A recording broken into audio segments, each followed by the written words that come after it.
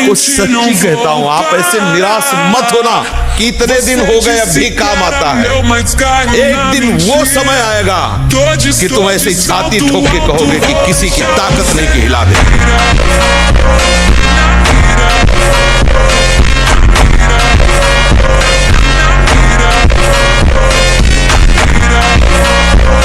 पर यदि तुम्हें लगता है कि संसार का सम्मान, संसार का लोक, संसार का भोग, तो प्रभु का भजन करके देखो, ये सब तुम्हारे चरणों में लुटेंगे। देख, मैं भीषण का भी भीषण हूँ, विपत्तियों से तू डरेगा।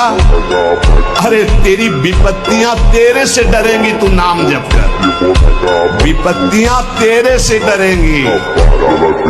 किडनी भी कहेगी कि गलत जगह फेल हो गई।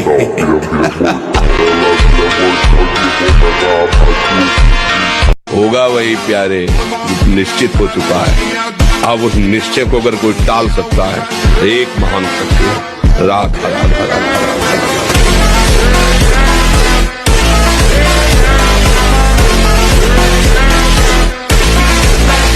देख, मैं भीषण का भी भीषण हूँ, विपत्तियों से तू डरेगा।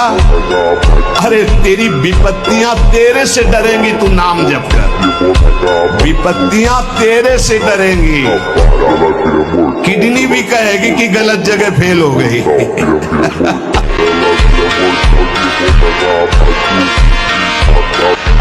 दूसरी जगह फेल होना था। भूत या वर्तमान का चिंतन करके हम प्रियालाल को भूल रहे हैं, ये बहुत बड़ी मूर्खता है। होगा वही प्यारे निश्चित हो चुका है।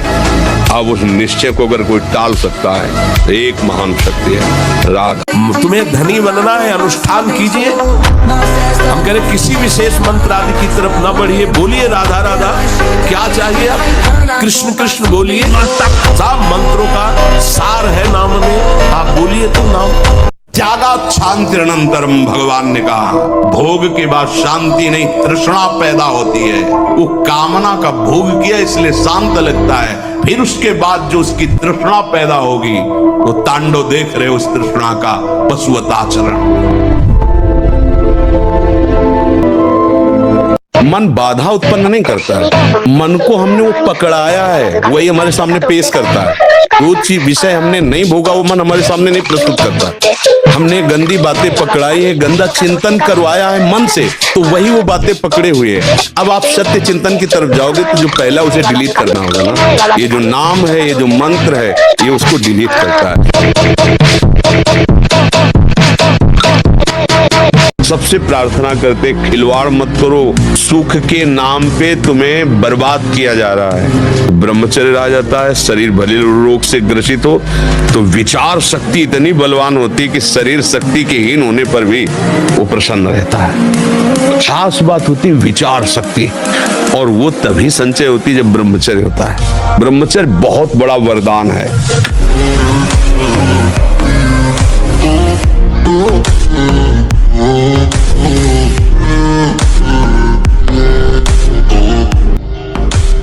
साधक समाज में तो ठीक से ही रहेगा, पर एकांत उसका दूषित ना होने पाए, विशेष ध्यान की बात है।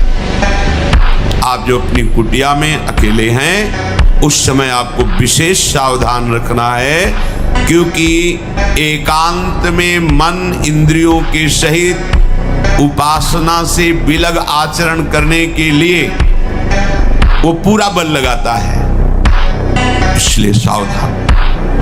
जैसे ये भागवतिक समय कट रहा, ठीक है, पर जब आप अपनी कुटिया में एकांत हैं, उस समय प्रमाद स्थिति नहीं, मनोरंजन नहीं, वार्ता नहीं। लेटे हैं तो मनोवृत्ति को प्रभु में लगाए, बैठे हैं तो मनोवृत्ति को प्रभु में लगाए। जो साधु, जो साधक ऐसी स्थिति बना लेता है कि आज उत्पन्न हुई बालिका में और 16 वर्ष की बालिका में और 100 वर्ष की वृद्धा में समान चेष्टा रहती है, जैसे छोटी बच्ची अभी प्रकट हुई है, क्या विकार रहेगा आपको? ऐसा तुम्हारा अभ्यास होना चाहिए। अच्छा, अपनी जवान बहन अपने घर में होती, क्या काम होता है क्या तुम्हारे अंदर? बहुत ही राक्षस होगी तो बात अलग है। आपकी बहन, आपकी बेटी आपके घर में रहती है क्या? तो आप सोचो, कोई आप जंगल में हो, ऐसा कोई घर नहीं होगा जिसमें माताएं बहनें ना हो। क्या आप वहां काम भाव रखते हैं? वहां तो भाव ही नहीं आता कि ये स्त्री है, भाव ही नहीं आता कि ये स्त्री है। अपनी बेटी पे, अपनी बहन पे भाव आता है क्या स्त्री है? नहीं, वो तो मेरा बच्चा है, मेरा ऐसा भाव आता है। एक सांसारिक भाव निष्काम बना करके आपको वहां रख सकते हैं। मजाक में भी किसी को दुख मत दो, मजाक में भी किसी को ऐसे कटु वचन मत कहो जो उसके हृदय को छू जाए, हृदय को दुख पहुंचा दे। और यदि तुम्हारा कोई अपमान करके कड़वी बात कहे तो बोले बधिरा, बहरे बन जाओ, सुनो ही मत, नहीं सुनो। अगर आप 5 वर्ष ब्रह्मचर्य रहे केवल इसलिए कि जो हमारी संतान हो वो बहुत देशभक्त, हरिभक्त, बलवान, विद्वान, ज्ञानवान हो, और आप नियम से दोनों भजन करो, और 5 वर्ष बाद गर्भाधान करके संतान उत्पत्ति के शास्त्र सिद्धांत अगर वो महापुरुष न पैदा हो तो बताना। ये जो लोग कहते हैं ना कि अरे बाबा लोग तब कहते हैं, देख लेना तुम्हारे पुरखा पानी पा जाए, अगर बादाम ज्यादा खाओगे तो लीवर खराब हो जाएगा, देख कुछ दिन बाद देख लेना।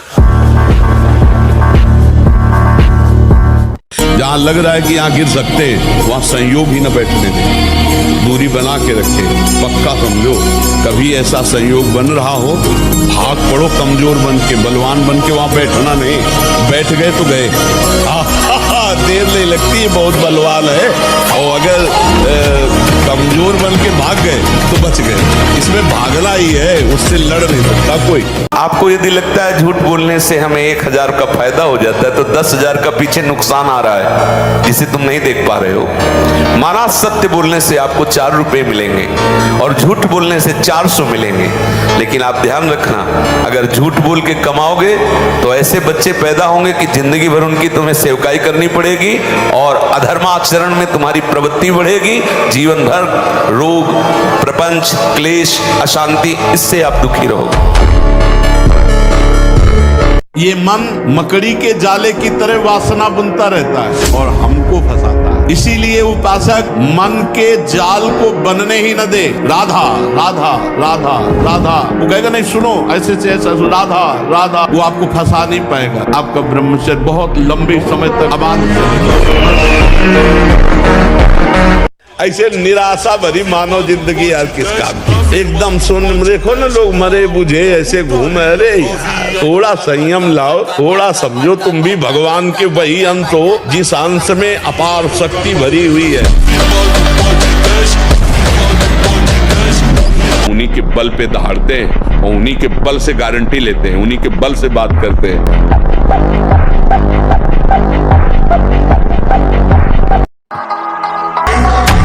और शरीर जैसे जवान शरीर है, व्यायाम करो, कम बोलना, कम सुनना, कम देखना, कम सोना और कम आहार करना, ये 5 पर कंट्रोल करो। चिंतन से गर्म हो जाती है नाड़ी, तो वीर पूरे शरीर के रक्त के साथ है, उसी से आपकी हड्डियां मजबूत होती हैं, उसी से आपका शरीर बलिष्ठ होता है, उसी से आपके मन को पवित्र विचारों में चलने की सामर्थ्य मिलती है। कहना नहीं पढ़ाई पढ़ रहा हूँ, नाम जप कर रहा हूँ, तुम्हारी गरज हो तो पास कर देना, तुम्हारी गरज हो तो पास कर देना। जहाँ रखोगे जैसे रहोगे वैसे रहूंगा, आपको पुकारता रहूंगा, आपका स्मरण करता रहूंगा, माया पर विजय प्राप्त हो जाएगी। हम भगवान के अंश से हारने वाले नहीं हैं। ये बिल्कुल किसी भी बच्चा के मन में नहीं रहना चाहिए। फेल हो गए तो क्या होगा, क्या हो गया, ये जिंदगी है, फेल हम कैसे हो जाएंगे। अगर हमसे चूक हुई है और हम फेल हो जाते हैं तो बर्दाश्त है, अगली बार हम फिर और पढ़ाई पढ़ेंगे, अगली बार हम और हिम्मत करेंगे। कि अगर विद्यार्थी परास्त हो जाता है पढ़ने में तो जीवन नष्ट करने की नहीं सोचना। एक जीवन ऐसा है जो जगत में प्रकाशित हो जाएगा। भगवान के आश्रित हो, कोई व्यापार कर लो, हम एक नौकरी कर लेंगे, अपने जीवन को थोड़ी नष्ट करेंगे। हम छोटे से छोटा कार्य कर सकते हैं और भगवान हमारे साथ है तो बड़ाई उनके हाथ में, वो बड़ा करा दो। हाइड्रोजन की तरह जलोगे, फ्यूज हो जाओगे। अधर्माचरण करने वाला हाइड्रोजन की तरह प्रकाशित होता फ्यूज हो जाता है, क्योंकि उसके सुकृत नष्ट हो जाते हैं। इसलिए ये देखो मत कि वो पापाचरण करते हुए उन्नति को प्राप्त हो रहा है, ये समझ लो उन्नति को नहीं, वो नाश को प्राप्त हो रहा है। धर्माचरण करते हुए वो दुख को प्राप्त हो रहा है, वो दुख को नहीं, उसके पाप नष्ट हो रहे हो, आगे चलकर बहुत सुख को प्राप्त होगा। घुटने नहीं टेक सकता, हार नहीं सकता।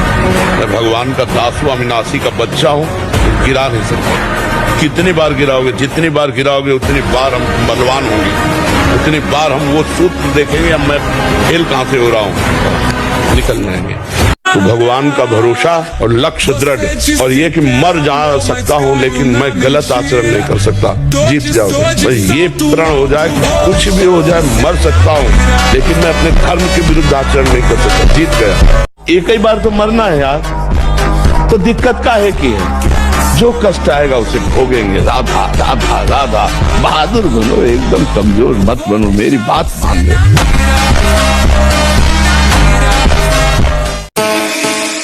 अरे किसी की ताकत है तुम भगवान के मार्ग के पति को तुमसे हाथ मिला सके, पर तुम गलत हो जाओगे तो तुम्हारी ताकत नहीं कि तुम उससे हाथ मिला के बात कर सको। विश्व की किसी की ताकत नहीं, विश्व में किसी की ताकत नहीं भगवान के दास को झुका सके। परमानंद भगवान के चरणों का आनंद लेने वाले मनबुद्ध के द्वारों की तरफ झांकते भी नहीं। हम आपको बताएं, इसमें जिद्दी स्वभाव चाहिए, हारना नहीं सीखा, घुटने टेकना नहीं सीखा।